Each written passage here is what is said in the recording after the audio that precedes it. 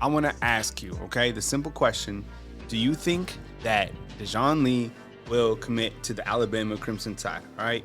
So this young man is one of the most impactful players that is on the board right now. And when you look to recruiting, Kalen DeBoer has done a fantastic job. Okay, we're going to talk about recruiting, and I'm also going to talk about the first 5 quarterbacks that Alabama is going to face this season. That'll be on my show. So definitely stick around. I appreciate you guys being here. Thank you so much. What's up, Patriot Life, man? Thanks for being here.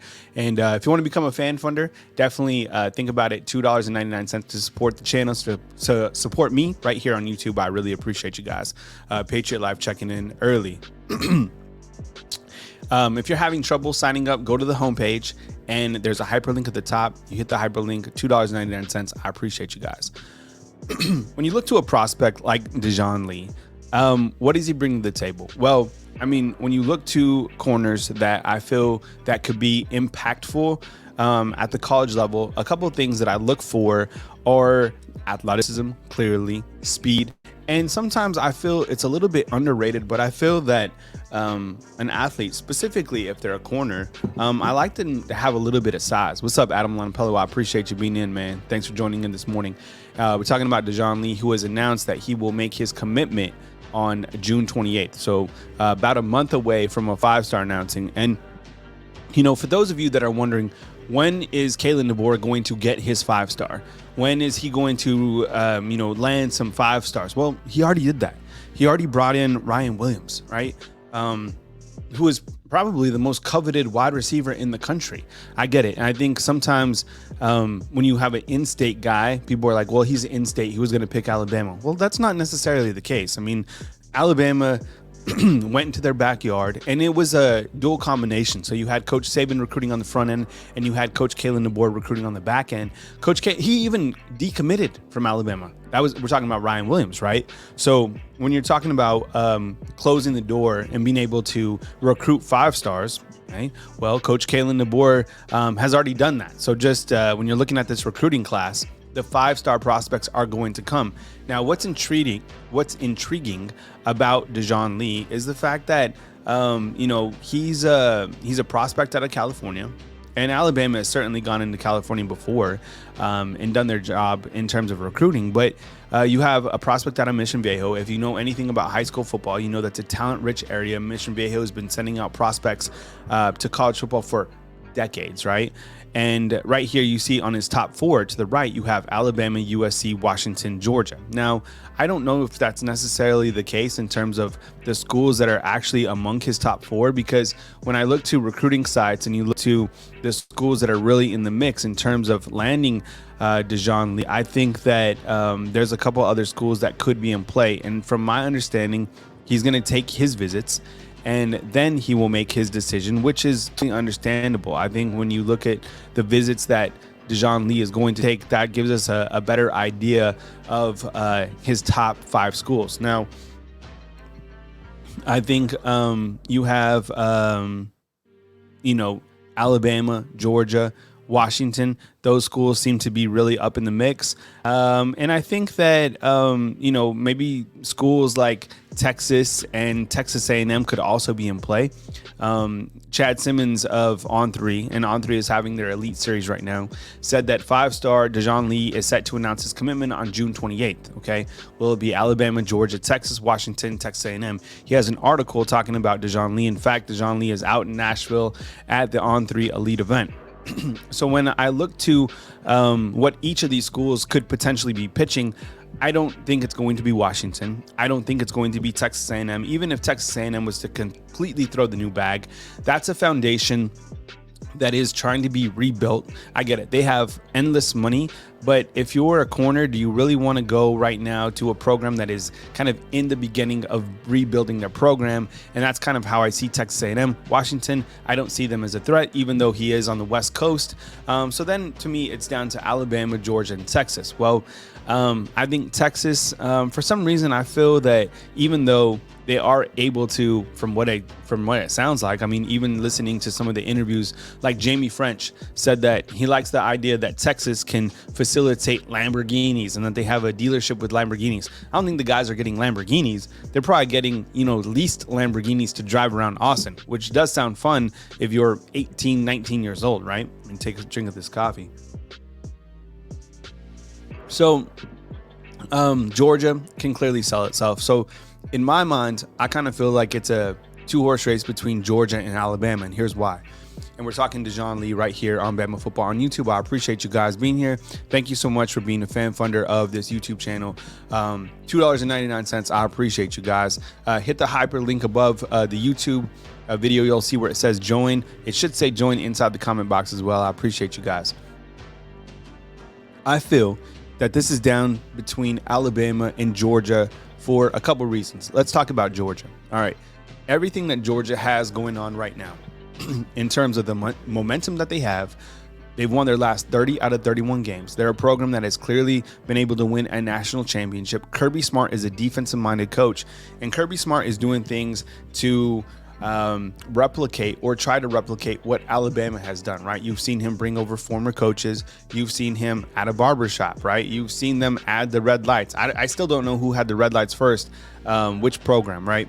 Alabama or Georgia. I think Georgia was able to use their lights first, but you get what I'm saying. I also feel that Travaris Robinson is a very good defensive backs coach, secondary coach that prospects want to play for. Okay, so I think Georgia clearly can make a run at Dijon Lee.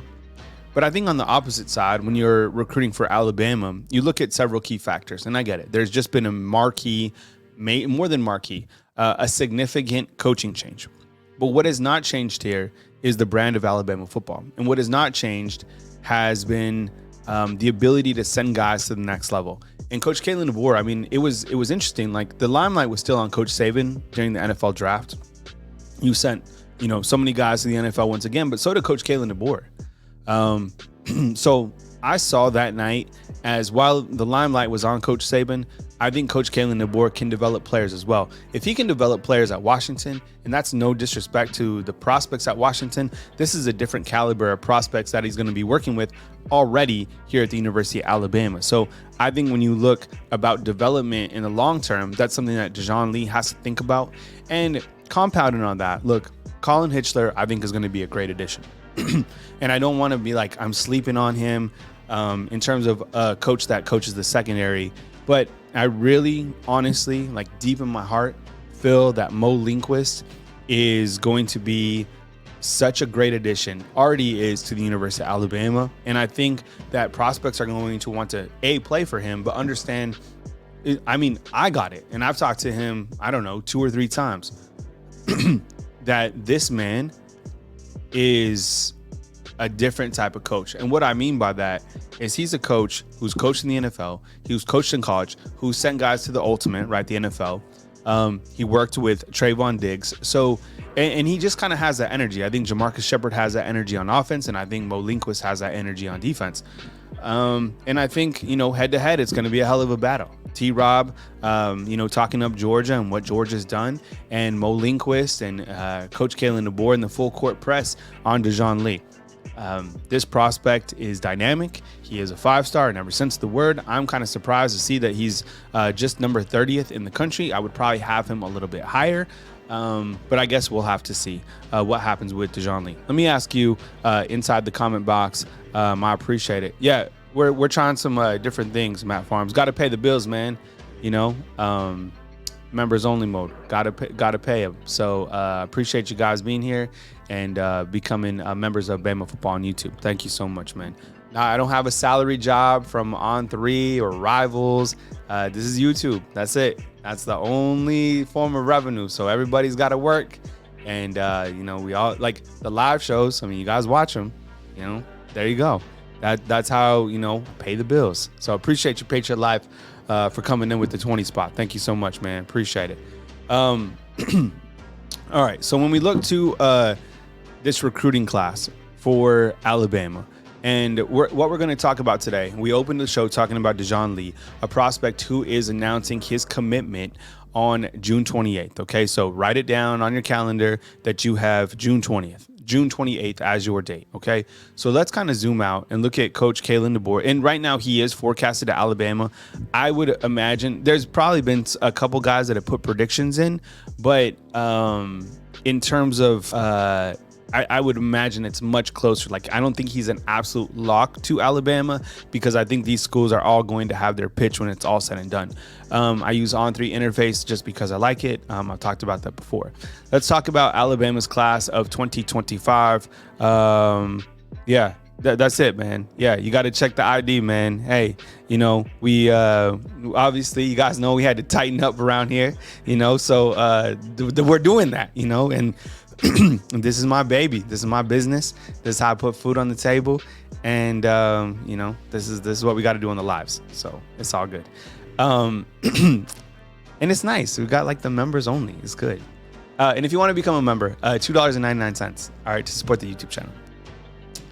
Okay, let's zoom in on this class of 2025 with what Coach Kalen DeBoer has right now. Okay, Daryl Johnson, he's in out of Georgia, and keep this in mind when I'm talking about this recruiting class. Okay, keep it. What's up, Smooth? I appreciate you being here, man. Thank you so much. Keep in mind when we're looking at this class of 2025, look regionally where we're at. And what I mean by that is that'll give you a good idea of what Coach Kalen DeBoer is able to do. And I think he's been able to recruit nationwide from the jump, which says a lot about his overall personality, but most importantly about his staff. Okay. All right. So, and this is early and this is going to grow, right? I'll zoom in so you can see the names a little bit more. Daryl Johnson out of Georgia. So you go into the home state of Georgia. Clearly, we know the perimeter is set up around Georgia because of the success that the Bulldogs have had, right? And everybody recruits the state of Georgia. There's so many prospects out of that state. The Peachtree pumps out prospects. Okay, look, I talk about Alabama all the time. Head to head, Georgia has better prospects than Alabama. Not trying to start a war here. That's just how it is. Daryl Johnson out of Georgia, 4-star prospect out of Eastman, Georgia, 4-star, and the number 8 overall player in the state. Okay, you got him locked in. Derek Smith. This is an interesting one because I was talking to a couple of my workout pals, and we were talking about prospects out of Selma. In fact, one guy lives in Selma, and he's like, damn, he's like, there's a prospect out of Selma coming to Bama. And I was like, yeah. And this young man is a baller, like absolute baller. And that is Derek Smith, who is a 4-star, the number 4 overall player in the state of Alabama. So you have Georgia, Alabama, and it is vital, absolute vital, every single year to take care of your own backyard for recruiting. And Coach Kalen DeBoer did that from the jump. Ryan Williams, Antonio Coleman, right? And then also getting Derek Smith. If you guys haven't watched Derek Smith's highlight tape, I mean, we'll have to run it on here sometime because this man is dangerous. Okay. All right, we continue. All right, this is the class of 2025, and I'm talking about like how this could impact Dejon Rogers from the West Coast, whose decision is up on June 28th. You also have Anthony Turbo Rogers. Okay, this guy was at the IMG Academy. This guy is fast as lightning. Okay, ultra fast, ultra talented, and he's a 4-star prospect. Okay, he's the number 11 overall player in the state of Alabama. He actually moved back to Alabama. He will be at Montgomery playing at Carver this coming season. So he's 11th player overall, and I'm kind of surprised to see, well, two things. He's the number 11 overall player in the state. This guy, has anybody seen him? Man, he's certainly dynamic, 100%. Turbo, that's his name too. It's Turbo. All right. Antonio Coleman, as I talked about, he was one of the first flips for Coach Kalen DeBoer, right? He was committed to Auburn of all places, and then flips. And I'm sure that, him being from Saraland and Ryan Williams, him reclassifying, that probably had a little bit to do with that. But I thought that was a really good addition as well, adding Antonio Coleman. You also have Jaden Harmon. He's in from Rome, Georgia. Rome, Georgia is another place. It's like a talent-rich area. And then Abdul Sanders came in.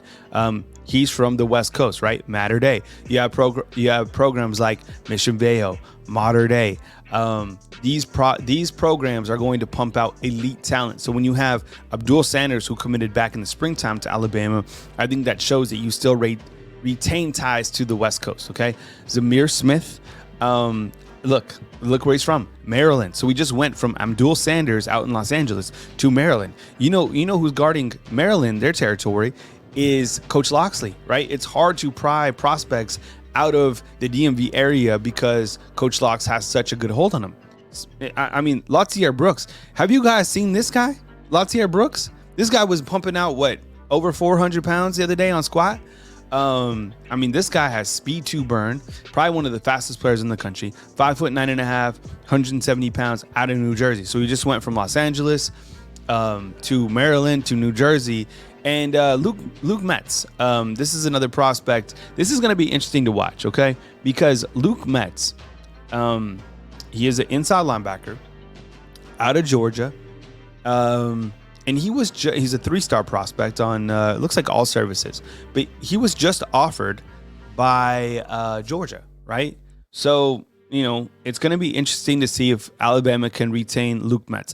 Luke Metz seems like he loves Alabama. It seems like he's completely bought in. He loves the brand, but he's going to get late offers, and I would imagine maybe he bumps up to a 4-star by all said and done. And then you have Miles Johnson, the number 21st player in the state of Alabama, out of Bruton, Alabama. And so that's kind of your class of 2025 so far. When we look at the overall rankings, and we'll zoom out and look kind of where prospects are. Look, don't get caught up in where the teams are at this point in time. There's a lot of recruiting left, and one of the reasons to not get excited is because we're only in May. I've been following this so long. What's up, Lynn? I appreciate you, man. Thank you so much. Matt Farms, I know. Yeah, that guy is crazy inside the weight room. And Maddie's saying, no flip, that you got Luke coming to Bama. All right. Feel good about that.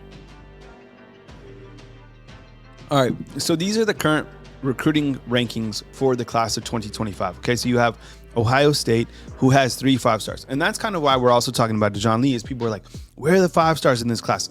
They will probably come. Okay. You're going to get 2, 3, I would imagine. I don't know who, but I would, they're going to come. Ohio State has 3, and they've been recruiting well. Ohio State has been doing every single thing well. I'm not surprised to see this. 3 5-stars, 4 4-stars, 12 total commitments. Okay. LSU, Brian Kelly, he's doing a good job recruiting. Coach Saban's had a lot of positive things to say about Brian Kelly. I'm not surprised to see it as well.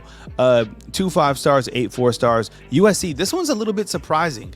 They had, I think, a really hot April. I mean, look, I think it was an added benefit for USC to now leap into the Big Ten. I think the Pac-12, for whatever reason, just made their defense pretty much non-existent. But I think this will be better for their program because now they're going to have to play a more well-rounded game to be able to consider an elite program, because they will be exposed if they can't play defense. That's another video for another time.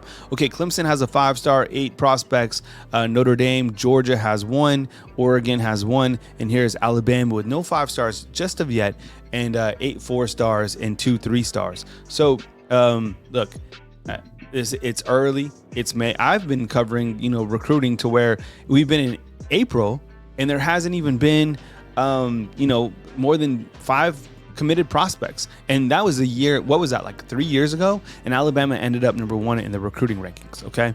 So that's kind of a snapshot of where things are in terms of recruiting for the Alabama Crimson Tide.